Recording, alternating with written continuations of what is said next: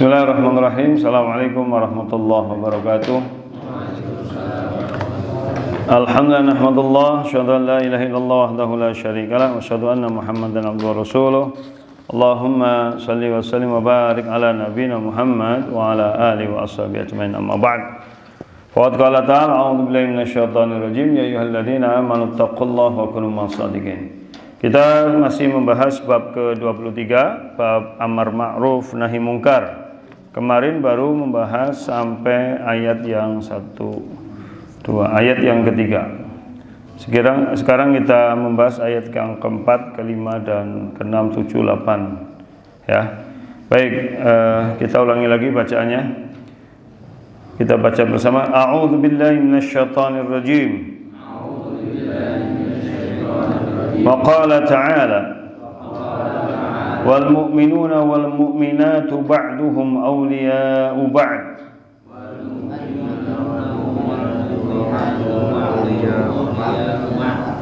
يأمرون بالمعروف وينهون عن المنكر وقال تعالى لعن الذين كفروا من بني إسرائيل على لسان داود وعيسى بن مريم لعن الذين كفروا من بني إسرائيل على لسان داود وعيسى بن مريم ذلك بما عصوا وكانوا يعتدون كانوا لا يتناهون عن منكر فعلوه لبئس ما كانوا يفعلون وقال تعالى وقل الحق من ربكم فمن شاء فليؤمن ومن شاء فليكفر وقال تعالى فاصدع بما تؤمر وقال تعالى أنجينا الذين ينهون عن السوء وأخذنا الذين ظلموا بعذاب بئيس بما كانوا يفسقون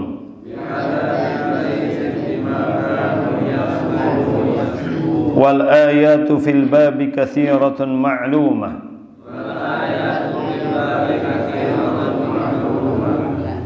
Baik, dalil yang keempat tentang amar ma'ruf nahi mungkar adalah firman Allah. Wa qala ta'ala, Allah yang Maha Tinggi berfirman, wal mu'minun, dan laki-laki yang beriman, wal mu'minat, dan wanita yang beriman. Disebutkan secara khusus wanita juga di sini. Ya. Ba'duhum, sebagian mereka auliya ba'd, menjadi aulia. Sudah pernah saya sampaikan dulu tentang makna aulia. Ya, aulia itu bisa berarti teman, kekasih, bisa juga berarti pemimpin yang memberikan loyalitas, wala gitu ya. Jadi artinya sesama mukmin itu satu sama lain itu seperti satu bangunan, saling membantu, saling mendukung ya. Al-mu'minu kal bunyani yashuddu ba'du ba'dhum, seperti satu bangunan yang saling mendukung. Ya, ya'muruna bil ma'ruf wa yanhauna 'anil munkar. Harus saling amar ma'ruf nahi mungkar. Cuma ini memang berat ya. Beratnya karena kita karakteristiknya itu merasa sudah baik, sudah benar, dan sulit menerima saran dan kritik gitu. Jadi kalau ada orang menasihati kita, amar ma'ruf itu rasanya kayak menyinggung perasaan gitu. Padahal harusnya kita berterima kasih gitu. Itu kan kembali kepada kedalaman iman, kedewasaan kita dalam beragama gitu. Jadi logikanya kalau ada orang ngomongi harusnya itu matur nuwun gitu. Tapi kita merasa tidak begitu, yang pernah saya sampaikan kemarin gitu. Zaman siki siapa sing orang ngerti dosa gitu. Kabeh ngerti dosa, kabeh ngerti salah.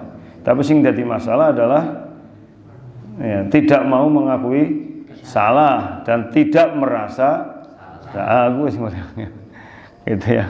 Wong kadang wis gena-gena salah be ora kerasa salah gitu lah, itu yang menjadi masalah. Makanya ini menjadi pangkal ujian, karena memang di ayat lain Allah mengingatkan itu kan bahwa Allah menjadikan sebagian kalian dari sebagian lain sebagai fitnah. Wa ja'alna ba'dukum ba'da fitnah.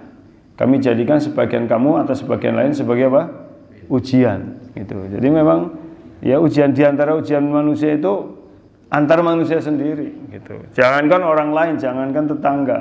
Dalam keluarga aja kadang-kadang kakak adik juga angel akure gitu. Ya kan? Kadang-kadang begitu. Ya, kadang-kadang kakak ngasih tahu adiknya aja kadang marah gitu. Ya, suami istri juga kadang begitu.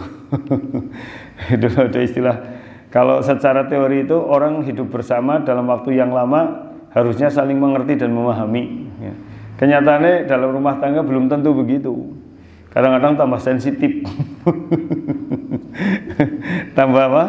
Sensitif, tambah kerasa itu, tambah apa? Tambah ya sensitif lah gitu ya. Jadi yang malah urus ngomong kowe ning wis ngerti. Kata ngene to ora ana ki ana nang keluarga kan, kene tau wis ora perlu ngomong wis paham kabeh. Harus ada ngomong. Kan begitu ya. Itu. Apa meneng bae itu. Genae, waduh ya. Wis bosan karo nyong apa? Masyaallah, aduh. Kita ngergege sadis ya. Tapi ada yang begitu. Ya ada gitu. Jadi memang ya itu suami istri ya, apalagi suami istri itu sasaran empuk dari iblis. Pernah saya sampaikan, inna iblis wada'a arsyahu 'alal ma. Iblis itu meletakkan singgasananya di atas air, dan dari situlah iblis kemudian mengendalikan setan-setan yang ada ya. Dan setan yang paling terdekat itu adalah yang paling besar godaannya, paling besar apa? Fitnahnya. Dalam hadis Muslim diceritakan ada satu setan yang datang laporan ke iblis, saya sudah berhasil membuat manusia melakukan maksiat ini dan itu. Apa kata iblis? Belum seberapa. Datang lagi, saya sudah menggoda manusia untuk gini, belum seberapa. Gitu. Memang kelihatan bagus, tapi dampaknya hanya lokal gitu. Tapi kemudian ada satu setan yang terakhir datang pada iblis. Aku selalu menggoda suami istri dan menempelnya terus sampai keduanya marah-marahan, sampai akhirnya keduanya berpisah atau cerai. Maka iblis mengatakan, nikmas syaitan anta, gitu. Kamu adalah sebaik-baik setan. Itu. Jadi setan yang paling berprestasi. Itu setan yang berhasil apa? Memisahkan hubungan suami istri. Imam Al-Munawi rahimahullah menjelaskan hadis ini, kok bisa begitu? Ya karena keluarga itu adalah tempat untuk mencetak generasi manusia. Kalau cetakannya rusak, pabriknya rusak, ya sudah. Jadi setan itu bukan sekedar goda orangnya, tapi ngabisin apa? Pabrik-pabrik manusia yang baik, gitulah istilahnya gitu. Merusak madrasah-madrasahnya. Karena kalau udah madrasahnya rusak, ya, kan keluarga itu madrasatul ula. Keluarga itu sekolah yang pertama. Ya, gurunya ibu, makanya ibu disebut madrasatul ula, gitu Bu. Jadi ibu itu, istri itu sukses 3 syaratnya. 1, dia harus menjadi apa? Istri yang sholihat, qanitat, gitu. Jadi kalau dia taat pada suaminya. 2, menjadi madrasatul ula, menjadi sekolah yang pertama. Dan yang ketiga, menjadi apa? Anak yang berbakti pada orang tuanya gitu. Dan berbakti kepada orang tuanya dalam perspektif seorang wanita adalah dia menjadi istri yang baik bagi suaminya gitu. Jadi kalau seorang wanita jadi istri yang baik bagi suaminya, itu orang tuanya mendapatkan pahala terus mengalir dan bisa masuk surga lantaran istrinya, anak perempuannya berbakti pada suaminya gitu. Walaupun kita sebagai orang tuanya kadang-kadang nyong si gede nah ya sing seneng kae. Kan gitu, kan kita yang membesarkan anak kita, tetapi ternyata yang ngunduh kebaikan anak kita adalah suaminya. Tapi ternyata ya disitulah keadilan Allah. Gitu. Orang tua karena sudah mendidiknya mendapatkan pahala mengalir terus. Kan pernah saya sampaikan dalam hadis, dalam riwayat Imam At-Tabrani kan pernah saya sampaikan. Jadi pada zaman Nabi saya ceritakan langsung terjemahnya aja. Ada seorang wanita yang tinggal berdekatan dengan orang tuanya. Ada yang mengatakan wanita itu di kampung atas, orang tuanya di kampung bawah. Jadi jaraknya enggak jauh. Nah, kemudian wanita ini ditinggal sama suaminya. Suaminya hanya pesan, kalau aku belum pulang, kamu jangan kemana-mana. Gitu. Kalau aku belum pulang, kamu jangan kemana-mana. Itu. Nanti kalau butuh hadis itu saya saya share gitu. Mbak Karep sing ngomongi bojone sih, ngomong gitu ya. Kemudian bapaknya sakit. Ya, bapaknya sakit dan mengirim utusan supaya wanita itu menjenguknya.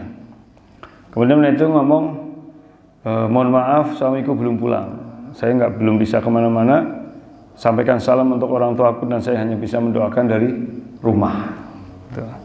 Kira-kira ngarep kejadian yang larangan jadi viral kayaknya. Ya banget teman yang ngono gari mudun tongkoli bojone pasti maklum gitu kan. Tapi ini tidak. Terus sakitnya tambah keras, kembali begitu jawabannya sama. Ya. Terus sakaratul maut jawabannya sama sampai akhirnya meninggal dunia. Kemudian dihadapkan pada Rasulullah Sallallahu Alaihi Wasallam. Dan Rasulullah SAW menjelaskan yang intinya bapaknya wanita itu masuk surga lantaran memiliki anak perempuan yang taat pada suaminya. Masya Allah. Tapi abot pancen gitu Bu. Jadi ternyata berbaktinya anak perempuan pada orang tuanya adalah taat pada suaminya. Karena orang tuanya lah yang memilihkan suami untuk dia. Gitu. Jadi sing duwe anak-anak wadon guys kudu siap-siap dari sekarang. Jadi kita membesarkan anak kita sebenarnya sebagai investasi surga. Tapi kudu siap secara duniawi anak wadon kita ngewula maring wong liya yaitu suaminya gitu. Tapi berarti kalau anak kita itu taat pada suaminya kita bangga, berarti nyong didike wis bener. Tapi kadang wong tua kayak gue. Wis kok milih melu bojomu apa melu nyong? Waduh. Bojomu kangel diatur, ngomong yang teman. Sekarang melu bojomu. Itu waduh. Orang tua enggak boleh begitu. Ya, jadi harusnya justru malah bersyukur punya anak yang taat pada suaminya. Tapi suami yang baik, nah kan kayak gue loh aja siji-siji. Suami yang baik tentu selalu menyuruh istrinya menyambung silaturahmi dengan orang tuanya, begitu gitu ya. Sana, gue mbok suara telepon orang tuamu, gitu gue. Sekalian transfer kan lah. Wis. Orang malah nggak bakal nong gantung malah jut berasnya wong tua. Sama ke orang malah ngomong wong tua. Pak jadi lebih panen. Ya orang wong tua sih orang dijaluk wis gitu ya. Kita kadang-kadang gawa roti sitik boleh bali gawane lebih akeh. Itu wong tua kepengen memberi. Saya dulu menolak ya, tapi terus diberitahu sama orang. Aja ditolak pemberian orang tua. Terima bae nek ora doyan nena wong. Tuh. Aja gawe makroe wong tua. Itu karena orang tua itu pengennya memberi. Aja ngomong, "Bala mboten usah kula ora kepangan, ora usah kae kowe, terima bae." Aja karena orang tua itu kalau mau ngasih anak ditolak, wong tua mesti larang hati. Itu tambani baik. Ya. Misalnya kowe ora doyan maring tanggane kan ana sing doyan. Iku lho. Ya, dadi ngasuke ini pada dikirim wong tuane ora kirimnya siapnya. Ya jangan menyakiti orang tua. Ya kan kadang-kadang kita suka begitu kan. Ora usah lah Pak, kayak terima bae pirang kali tamani bae Pak kowe, tamani bae. Siap aku menampung lah. Ngidule nampung, lore nampung, ngarepe nampung ya Pak kok. Siap. Pirang kali nampung sakake lah. Wah, nek kowe tak kasus nek.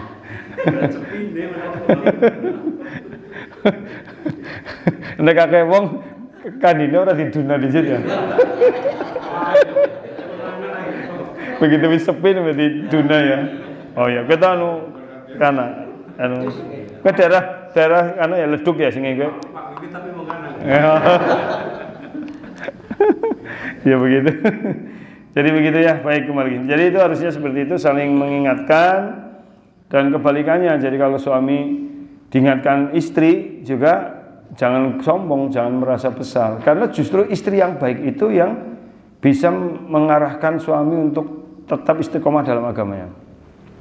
Umar bin Khattab dalam hadis sahih pernah bertanya kepada Rasulullah, "Ya Rasulullah, perbendaharaan dunia apa yang harus saya miliki?" Jadi bekal paling utama atau investasi dunia apa yang harus saya miliki? Ya, tentu sahabat yang lain menunggu, mudah-mudahan jawabannya harta itu. Enggak, Rasul mengatakan liyattakhid ahadukum qalban syakiran wa lisanan dzakiran wa zaujatan mu'minatan tu'inu ahadakum ala amri dinikum au amril akhirah. Coba. Perbendaharaan dunia yang harus kamu miliki, satu, hati yang bersyukur. Ya karena apa? Yang namanya nikmat dunia itu tidak ada cukupnya itu. Jadi istilah cukup itu apa? Bukan kecukupan dari sisi material, tapi kecukupan hati. Makanya innal ghinan nafs. Beda kalau kita ya nyor rezeki ora sakake, sing penting cukup. Lah, pengertian cukup di sini pasti ke material. Ya, cukup mobil loro itu. Cukup bila? Motor loro gitu. Cukup lah, bukan begitu, tapi hati ini. Dan yang kedua lisanan dzakira, lisan yang selalu berzikir. Yang lisan selalu itu perbendaharaan Allah yang luar biasa. Dan yang terakhir, istri yang solehah, yang beriman, yang membantu kamu urusan agamamu. Masya Allah. Jadi berarti kalau ada istri yang mengingatkan itu ya kudune nuwun. Cuma wong wadon kalau ngempurna wong lanang ya sing mandan alus. Ora wong lanang ora ngerti teman kowe. Itu waduh, wong wadon ya sing alus ngomong ngene. Jadi kadang-kadang laki-laki itu kalau wanita gelendeh malah lebih kerasa itu dibanding wanita apa keras-keras. Jadi kalau wanita ngomong kayak Mas ngapura ya nyontohan wong ora pinter ya. Tapi kayane lho Mas sing bener kayak kiye. Wah, gue mesti wong lanang lebih apa? Ya, tapi wong kayak gue langka kok.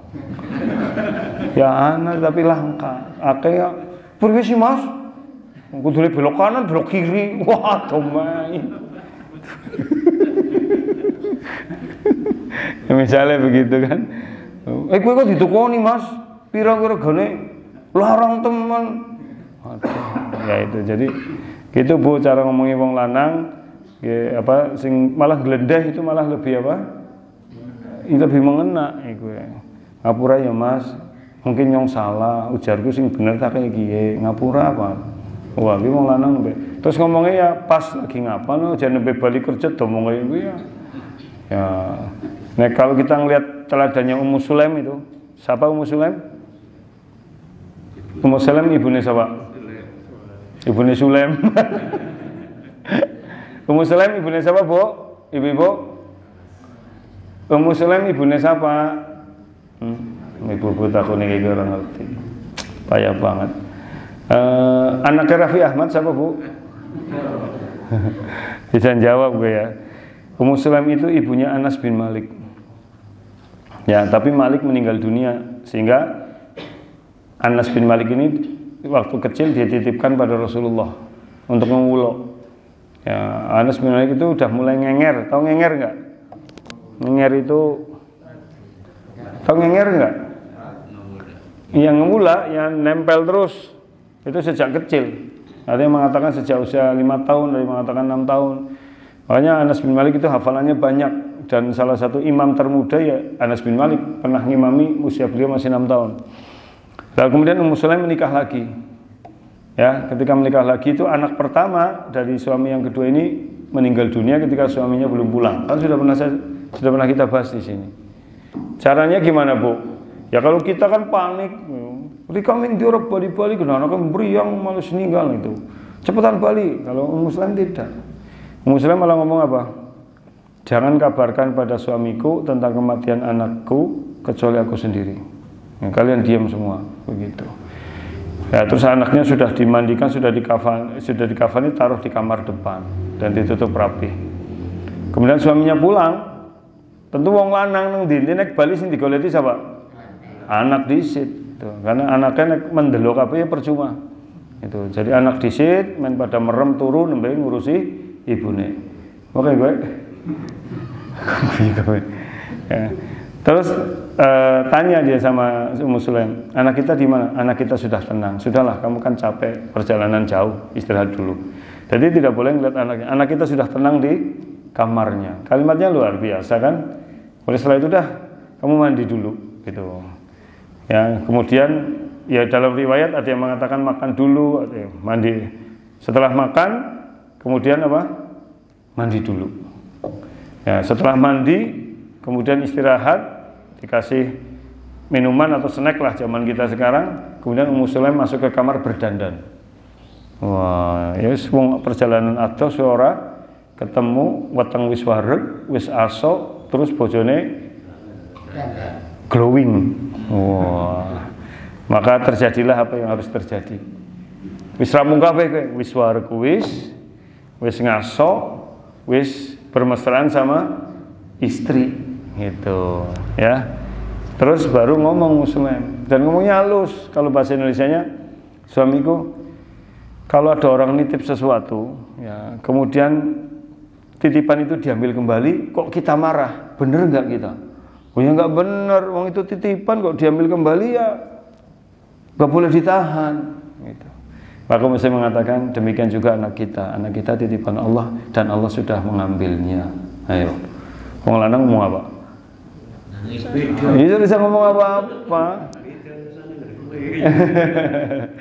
Itu akhirnya dihadapkan pada Rasulullah dan Rasulullah mengatakan barakallahu fi lailatukuma, semoga Allah memberkahi malammu itu. Dan sejak itu hamil, malam itu langsung hamil, dari hubungan intim yang langsung hamil, dan akhirnya mempunyai anak 10 orang dan 10-nya ahli Quran, 10-10-nya hafal Al-Quran. Masya Allah. Itu karena ibu yang namanya Ummu Sulaim.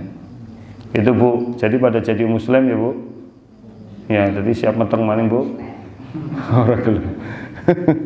Ummu Sulaim namanya. Ya itu cara menyampaikannya tuh yang Masya Allah gitu kan. Jadi suami tentu ya orang bisa ngapa-ngapa, udah mau kayak gue gitu kan. Kan suami yang jawab sendiri, ya nggak boleh marah, mau itu titipan diambil kembali gitu. Demikian juga anak kita, dia titipan Allah, diambil kembali sama Allah. Nah itu yang wanita harus belajar, Masya Allah itu ya. Apalagi wanita kan punya kecerdasan apa? Linguistik. Karena wanita udah punya kecerdasan linguistik ini harusnya diarahkan untuk ngomong yang baik-baik. Tapi yang terjadi tidak. Kecerdasan linguistik itu ternyata istilah lain dari cerewet. Gitu ya Bu. Baik, kemudian ayat berikutnya. Wa qala ta'ala, Allah yang maha berfirman, lu'ina, dilaknat. Laknat itu artinya apa? Di sini dalam syarah disebutkan huwa tardu wal ib'ad min rahmatillah wal iyadu billah. Yang namanya laknat itu adalah terusir dan terjauhkan dari rahmat Allah. Itu namanya apa? Laknat. Jadi kalau dilaknat berarti sudah dijauhkan, diusir dari rahmat Allah. Na'udzubillah gitu ya. Telah dilaknat alladzina kafaru, orang-orang yang kafir min Bani Israel, dari Bani Israel. Bani Israel kita sudah tahu adalah turunannya Yakub. Nama lain dari Israel adalah Yakub. Jadi Yakub itu nama lainnya Israel dari istri yang pertama. Jadi Nabi Ibrahim punya 2 istri, satu siapa? Sarah, nggak punya putra. Kemudian Nabi Ibrahim dapat hadiah seorang wanita dari Raja Mesir. Sudah pernah saya ceritakan di sini dulu. Ya, jadi memang ada khilafiyah, ada yang mengatakan dia budak, ada yang mengatakan dia bukan budak, dia wanita terhormat. Hanya memang kulitnya agak hitam ya. Ya, karena orang Mesir kan aslinya Egyptian itu kan nggak putih kulitnya. Jadi orang Egyptian itu ya agak hitam, agak coklat gitu ya. Itu dapat hadiah itu. Sehingga kalau saya sendiri lebih cenderung mengikuti pendapat bahwa Hajar ini bukan budak, tetapi apa? Hadiah dari Raja Mesir untuk Ibrahim ya. Karena Raja Mesir ini kagum dengan kepribadian istri Ibrahim, Sarah, dan juga kepada Ibrahim. Ya, kemudian menikahi siapa? Hajar, dan punya anak Ismail. Dan Ismail itu anak tertua. Kemudian Ismail ditinggal di mana? Di Arab Saudi, ya sekarang Arab Saudi, dulu namanya Hijaz, Bakkah. Bakkah itu sebuah lembah yang kemudian menjadi Mekah, itu Makkah. Dan Ismail di situ akhirnya menikah dengan suku asli situ. Ada yang mengatakan namanya suku Jurhum, dengan anak perempuan ketua suku Jurhum. Dari pernikahan itu lahirlah anak-anak yang kemudian disebut Arab. Turunannya jadi bangsa Arab gitu. Kemudian ketika Ibrahim kembali ke mana? Syam, ternyata Sarah hamil dan lahirnya siapa? Ishak. Setelah Ishak lahir lagi siapa? Yakub. Lah Yakub punya Dalam riwayat ada yang mengatakan istrinya 2, ada yang mengatakan istrinya 3. Dari 3 istri ini lahirlah 12 anak. Ya, dari 2 istri lahirlah 10 anak. Kemudian dari istri yang terakhir namanya Rahil, yang sekarang jadi nama Rahel, itu Rachel. Ya, Rachel itu nama Yahudi, nama kayak Ariel itu bahasa Yahudi. Ya, bahasa Israel itu Ariel, Rahel gitu. Tapi nggak tahu orang Indonesia itu pada melu-melu ya. Tuh. Nah, kasih penyanyi tahu tuh Ariel kan Nazril, coba undangannya siapa? Ariel. Jadi kalau Ariel itu Ariel Sharon itu kan nama asli Yahudi. Rahel namanya, Rahil ya. Namanya apa? Rahil. Dan dari Rahil lahirlah 2 anak yang manis-manis, namanya Binyamin dan Yusuf. Jadi Binyamin yang Yusuf itu anak 11 dan 12. Binyamin anak ke-12 kalau nggak salah, Yusuf anak ke-11. Ya ini anaknya ganteng dan manis lah. Karena Rahil mati muda. Itu. Jadi Rahil baru punya 2 terus meninggal. Sehingga otomatis wajarlah kalau siapa? Yakub sayang sama Yusuf sama Binyamin, karena memang udah meninggal orang tuanya, dan itu membuat 10 anak yang lain apa? Iri, sehingga terjadilah, ya itu memang udah didesain bagi Allah lah, kisah Nabi Yusuf disia-sia dan sebagainya itu. Nah itulah makanya Bani Israel itu dari 12 pokok, 12 orang itu. Makanya sumurnya berapa? 12 itu. Dan 12 itu nggak ada yang akur. Israel itu memang begitu ya. Sampai hari ini kan mereka perang baik kerah baik, karena memang tidak akur itu. Nah, itu dilaknat sama Allah melalui lisan siapa? Daud. Melalui lisan siapa? Isa bin Maryam. Kenapa? Dzalika bima asaw wa kanu ya'tadun. Karena mereka maksiat dan mereka menentang. Terus kanu la yatanahuna 'an munkarin fahlu. Mereka dilaknat karena mereka tidak saling mencegah kemungkaran yang mereka lakukan. Labi sama kanu yaf'alun. Alangkah buruknya apa yang mereka kerjakan. Ini menjadi dalil bahwa kalau ada kemungkaran kita diam saja, maka kita termasuk kena laknat Allah wal'iyadu billah. Ya, jadi jangan sampai kita diam melihat apa? Kemungkaran. Terus gimana caranya? Nanti kita lanjut dengan hadis yang pertama nanti. Jadi jangan diam kalau ada kemungkaran gitu. Cuma memang ada tahapannya, ada 3 itu. Dalam hadis saya disebutkan ada orang masuk neraka, ini hadis diceritakan oleh Rasulullah. Kemudian sama Allah ditanya, kenapa kamu dulu di dunia lihat kemungkaran tidak mau mencegahnya? Kemudian itu menjawab, saya takut kepada penguasa. Saya takut kepada penguasa, itu bukan pemerintah ya, maksudnya penguasa itu orang yang kuat gitu. Maka Allah Ta'ala berfirman, fa iya takhshaun gitu. Harusnya kepada aku lah kamu lebih takut gitu. Jadi memang orang kalau sudah imannya baik, dia lebih takut kepada Allah, maka dia tidak takut kepada manusia. Cuma perlu strategi itu dalam amar ma'ruf. Bukan berarti takut asal tidak takut kepada manusia terus asal beras ya malah hancur semua gitu. Tapi harus ada strategi. Tapi tidak boleh takut dengan manusia dalam menegakkan amar ma'ruf nahi mungkar gitu. Ayat berikutnya, wa qulil haqqu min rabbikum. Wa dan kul, katakanlah al haqqu, kebenaran itu min dari rabbikum. Tuh, gitu kan. Jadi kenapa takut? Kebenaran itu datangnya dari Allah. Karena kalau kita bisa menstrategikannya kebenaran itu berjalan dengan baik, pasti Allah akan membuat cara supaya orang-orang terbuka menerimanya. Dalam hadis riwayat kalau nggak salah riwayat Bukhari dari Aisyah ya, kalau tidak salah, Rasulullah SAW mengatakan apa? Sesungguhnya barang siapa yang yang dia itu mementingkan ridho Allah sekalipun dibenci manusia, maka nanti Allah akan meridhoinya dan membuka hati manusia untuk menerimanya. Dan barang siapa mencari ridho manusia dan melalaikan ridho Allah, maka Allah akan membuat orang-orang benci sama dia. Ya, jadi jangan sampai demi ridho manusia rela melanggar ridho Allah, itu nggak boleh, gitu ya. Baik. Kemudian faman syaa'a falyu'min, barang siapa yang ingin maka silahkan beriman. Wa man syaa'a falyakfur. Barang siapa yang mau silahkan kufur.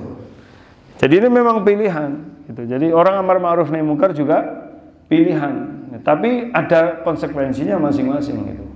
Ya, artinya ini bukan paksaan yang sifatnya ini enggak, karena Allah tidak pernah memaksa kita. Ya, tapi ada konsekuensinya saja gitu. Ya, itu menjadi dasar. Disinilah kita harus pandai memilih. Makanya hidup itu apa? Ikhtiar. Supaya memilihnya baik, maka akal diberi ilmu yang baik dan hati diberi spiritualitas, yaitu dengan zikir. Makanya antara zikir, mencari ilmu, ya ibadah itu jangan pernah putus. Itu yang namanya ulul albab, perpaduan antara mengisi hati dan mengisi pikiran. Alladzina yadhkurunallah, orang yang mengingat Allah berarti hati. Ya, tapi dia yatafakkur, dia selalu yatafakkaruna, berfikir tentang ciptaan Allah. Ayat berikutnya, wa qala ta'ala fasda', dan berdakwalah dengan terang-terangan, bima tu'mar, dengan apa yang telah diperintahkan kepadamu. Kan ada tahapannya, dulu sembunyi-sembunyi, lama-lama terang-terangan. Jadi memang ada saatnya orang pertama memang harus pelan-pelan gitu. Jadi mungkin pertama ya kayak gue ngentasna kandi ke orang wong sing berubah. Itu pertama-tama, tapi lama-lama kan terus ya biar orang tahu semuanya terus dibagi semua. Itu ya. Kemudian yang berikutnya, wa qala ta'ala, Allah yang berfirman, anjayna, kami selamatkan alladzina, orang-orang yang yanhauna, mereka mencegah anisu, dari keburukan.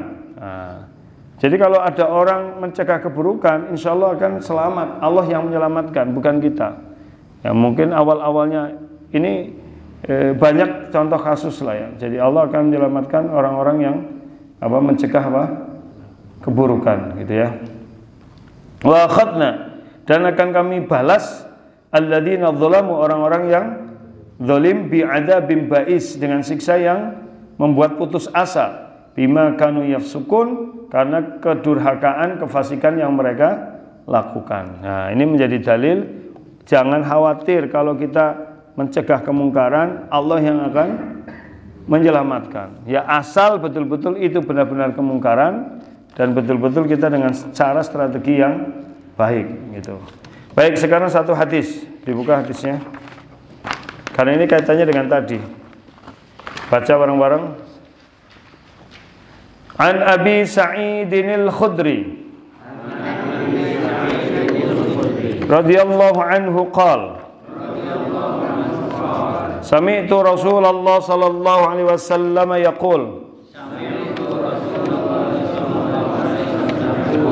man ra'a minkum munkaran falyughayyir biyadihi, fa illam yastati' fa bilisanihi,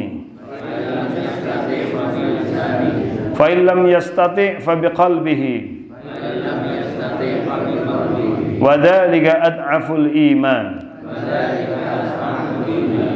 An dari Abi Sa'id, Abu Sa'id Al-Khudri, dari suku Al-Khudri atau dari Bani Khudri radhiyallahu anhu, semoga Allah meridhoinya, qala berkata, sami'tu, aku mendengar Rasulullah SAW yaqul, bersabda, man barang siapa ra'a, melihat, min darikum kalian, mungkaron, sebuah kemungkaran, fal maka haruslah yughayyir, dia merubah kemungkaran itu, bi dengan yadi, tangan, hi-nya.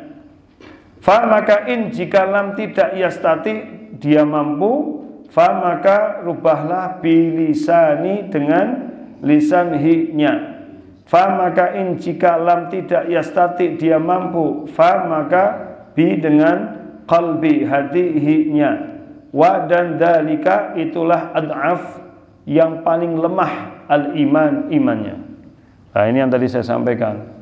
Jadi tahapan dalam amar ma'ruf nahi munkar, pertama dengan yadi. Sebagian ulama menjelaskan yadi itu dengan kekuasaan yang dia miliki.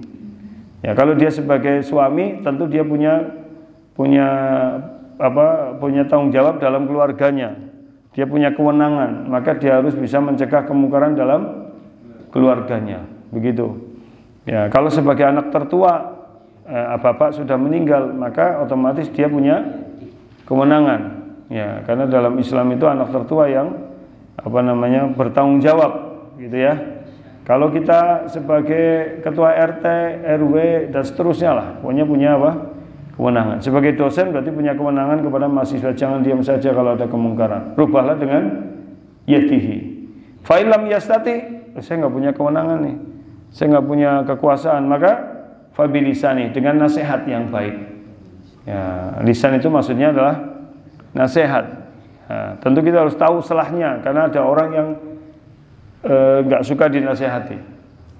Ada orang, jadi sukanya didiemin, didiemin, tapi dia rikuh dewek. Saya ada jamaah, ya, dia mabok sejak kecil, gara-gara lingkungan lah.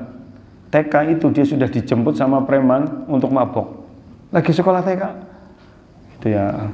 Jadi udah mabok dari kecil, senangnya dolanan, wis pokoknya orang kenal lah.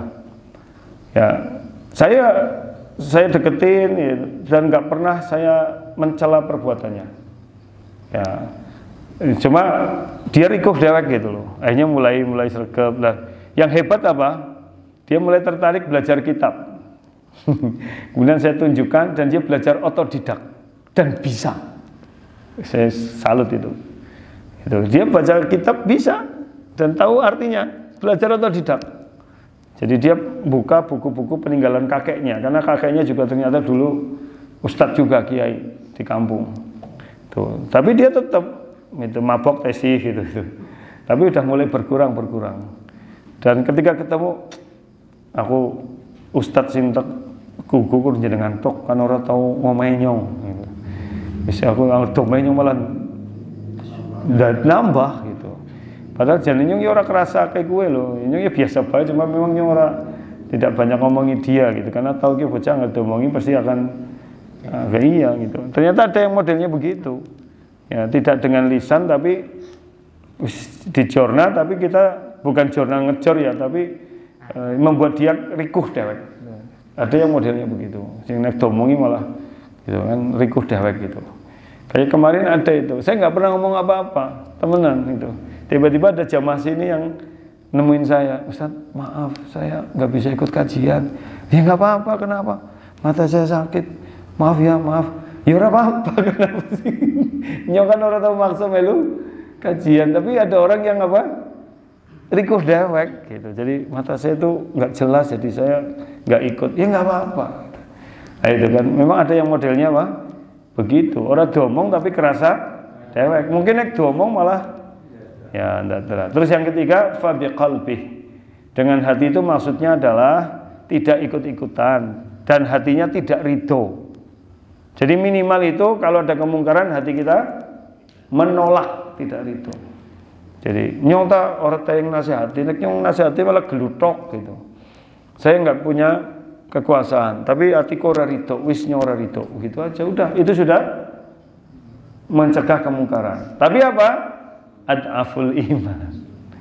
Itu iman yang paling bukan ya selemah-lemahnya iman. Jadi nek orang yang apa-apa terus orang yang ngomong ya berarti selemah-lemahnya iman. Makanya ada istilah begini. Kalau kita nggak bisa ngapa-apa, pantaskan diri untuk bisa ngapa-ngapa. Ya minimal yang menasihati berarti harus ngaji sehingga punya bekal ilmu.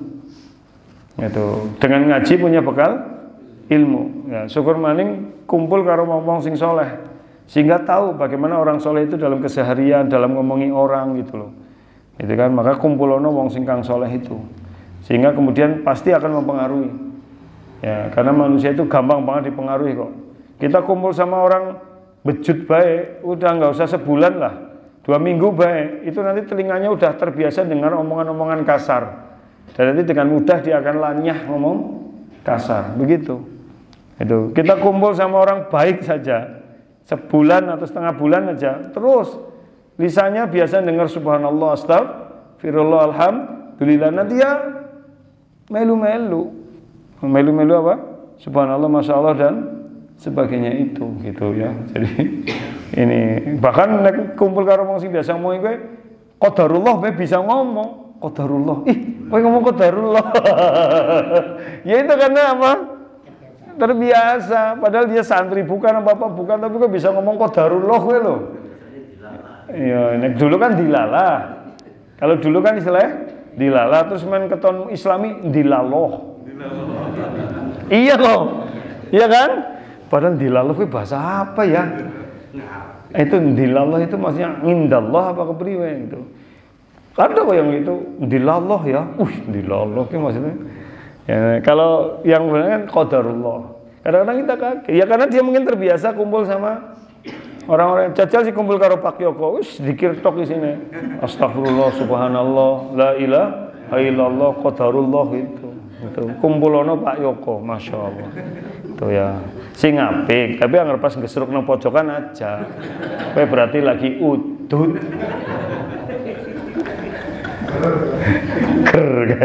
Seger kayak. Emang sering ya pernah terus udut waktu seger. Aja domo. Oh iya, masya Allah. Nek domo malah udut sisan ya. Iya salahnya. Udah cukup, udah jam 6. Kemudian bermanfaat. Satu hadis dulu, besok kita lanjutkan hadis yang lain. Aku qouli hadza wa astaghfirullah rabbana fanfa'na bima 'allamtana subhanakallahumma bihamdika asyhadu an la ilaha illa anta astaghfiruka wa atubu ilaik. Assalamualaikum warahmatullahi wabarakatuh.